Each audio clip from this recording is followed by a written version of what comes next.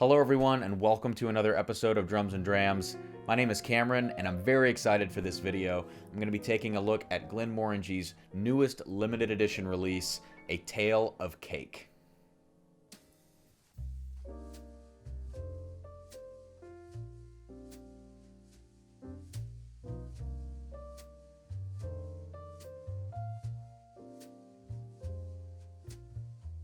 So I actually discovered this whiskey through a Facebook ad of all places. Usually I see the typical Glenmorangie ads come through my feed, the stock pictures and everything like that. But I started seeing these videos of cakes being thrown from out of frame and hitting Dr. Bill Lumsden, the master distiller for Glenmorangie, in the face. And so I got curious and started checking out what this was all about, So I went down the YouTube rabbit hole and I found out that Horst Looning and Ben Looning from whiskey.com actually reviewed this very early on, and they gave it favorable reviews, which is always a good sign. I'm unashamedly a Glenmorangie fan. Everything they do I tend to like, even though a lot of it is pretty one-dimensional and very reliant on the distillery characteristic. I don't mind that. I like knowing kind of what I'm getting, and it's all just slight variations on a theme. So that's why I've put all of these bottles up here right now. These are all sort of similar taste profiles to the cake, the new release, but just slightly different in very small ways. They're just sort of tweaks on the original 10-year formula, and I like that about them.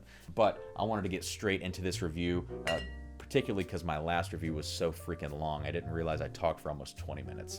So let's go ahead and pour some of this and see what we get out of it. And I might compare this to one of the other whiskeys here. I'm not sure which one yet. We'll kind of see what happens in the moment. But it is worth noting that the packaging for this is totally, unlike anything you probably have seen on the Scotch market right now. Scotch typically feels like a very traditional market, very old school lettering, old school designs. Bruichladdich started doing some of the more colorful things with their tins for the Isla Barley and different offerings. And of course the Octomores look beautiful, and the Black Art and all that kind of stuff. But in terms of these really colorful boxes and colorful bottles, haven't quite seen anything like this yet. And I've got to say, I don't hate it. I like that, this might make Scotch more of a mainstream thing. It might appeal to some more people who are wondering what to buy off the shelf. And even at the $100 price point that this is coming in at, it might convince them to snag it. And I think that's probably a good move for the Scotch industry as a whole. So I definitely do not hate the packaging here. And also, quickly, let's talk about the stats of the whiskey before I nose and taste it. We have 46% ABV, so that's a nice ABV. I think, this is non-chill filtered, which is great, especially from a big company like Glenmorangie. The casking here, the cask finishing rather, is Tokaji dessert wine. So this is a Hungarian dessert wine that I am very unfamiliar with. I think I pronounced it right. But there are all sorts of stories online of, this being the ultimate dessert wine, and royalty, royalty from different countries drinking this type of dessert wine. So it falls, again, right in line with the distillery characteristic of finishing in dessert wine casks, similar to this Nectar d'Or that we have over here. So I'm very curious about what we're going to get here with the cake. Enough talking, let's get into it.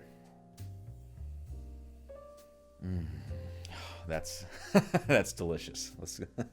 Oh wow. Yeah, okay. So it's a full nose. Like right away you're getting this combination of like confectionery sugars and vanillas, with really dense, actually, tropical fruit notes. There's a little bit of spice, but it's not like cinnamon spice, it's not baking spice. Maybe just light oak spice, I guess, in there. And it's funny, there is I mentioned like heavy tropical fruits, and by that I'm really talking about pineapple here. And there is something bready or something yeasty to this, which reminds me quite a bit. I don't have it up here. The Alta, which is the private edition number 10 release, I believe is what it is. It was last year's limited release. That one was really reliant on the yeast and the barley that they use, like some different formula there, and it gave it this very bready and yeasty characteristic. And this has a little bit of that. Like it reminds me of the Alta in that way, but the creamy vanilla is reminding me of the Cadbull Estate, and all of those tropical fruits and light fruits and things is reminding me of the original. So we're almost getting like all of the characteristics of these different Glenmorangie offerings combined into one glass. Let's go for one more here. Yeah, it's just delicious, and I really think this is probably one of my favorite Glenmorangies that's not like, you know, port finished or sherry finished. One of the more typical Glenmorangie profiles. This might be my favorite of all of those. All right, let's check it out on the palate.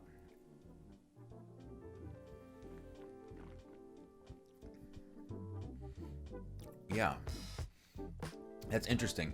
Right away, you get like a pop of spice up front, and it's like I said, heavy, full, nice medium to medium heavy mouthfeel on this. I mean, of course, it's not cask strength. You're not sipping an Abelard, you know, Abonat or anything like that, but it is full for that 46%, and the spice right up front makes it, you know, makes itself known, and then it fades into this like really awesome sour pineapple, and almost like there's a little bit of oak in there, like some sour, like some tannic oak in a way. It's almost like the oak is combining with the sour pineapple very well. If you imagine a heavily oaked bourbon, like a Knob Creek 15-year store pick, and the way that oak can turn sour and turn tannic, you get that in here, but you can't tell if it's the oak or if it's the pineapple, if that makes sense. But that's really great, and we're going to go in here for one more sip.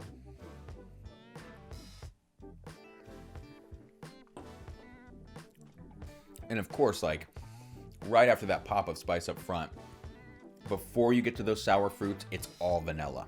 It's like creamy, buttery, yeah, buttercream. I mean, that's really what it is.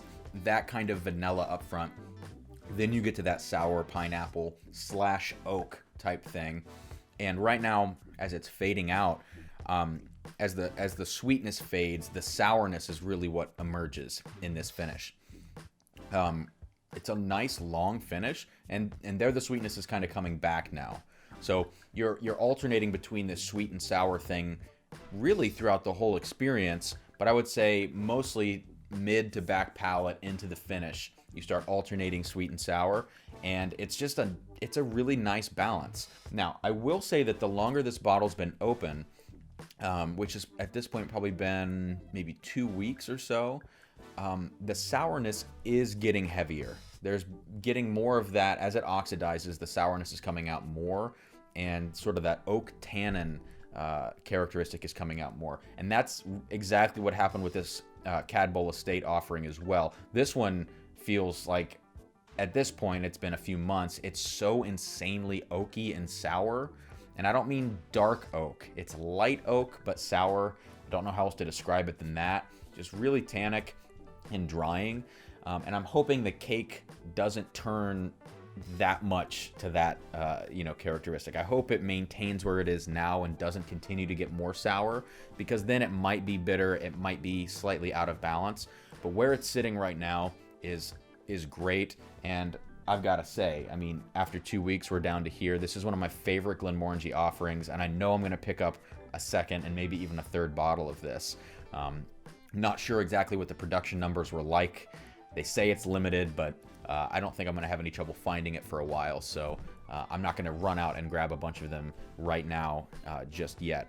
So overall, I don't think I need to compare this to anything else. Like I said, it's the best of all of these worlds. And if I could include the Alta limited release in here as well, I would include that. It really combines the characteristics from all these things. And personally, I like it better than the Nectar d'Or. I know many people tend to go or gravitate towards this whiskey as a very dessert whiskey offering from Glenmorangie. But I think that this one takes the cake. I had to make that dad joke. The last thing I'll say is that all of the descriptions of this whiskey on the bottle and on the box itself, they say that Let's see here. The taste is pure Technicolor. Okay. Luscious, sweet, and complex with multi-layered burst of honey, white chocolate. I could see the white chocolate for sure. And fruits with a lilting hint of mint.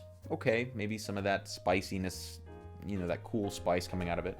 As you might expect, it tastes incredible when enjoyed with actual cake. I'm sure it does. But they actually mention on here something about pineapple upside down cake. And it really tastes like that. I mean, all the sour pineapple, the breadiness, the strong vanilla characteristic, and sometimes you can find a hint of that like maraschino cherry note in there. It really is a pineapple upside down cake in a glass, and it's probably contending for my favorite dessert whiskey right now. So overall, this is a super recommend for me. If you see this in your area, go out and buy it. It's a great way to experience Glenmorangie, the distillery characteristic, without it being blown out by a secondary casking. It really is just a full presentation, and I love it. So if you haven't subscribed already, please click down below to subscribe, hit the bell notification to find out when new videos are coming out. Find me on Facebook and Instagram, Drums and Drams on both of those. And if you'd like to see me review any whiskeys in particular, drop me a comment, send me an email, anything like that. And stay tuned for some upcoming live streams and more videos to come. Thank you so much for tuning in, and cheers everybody. I will see you on the next video.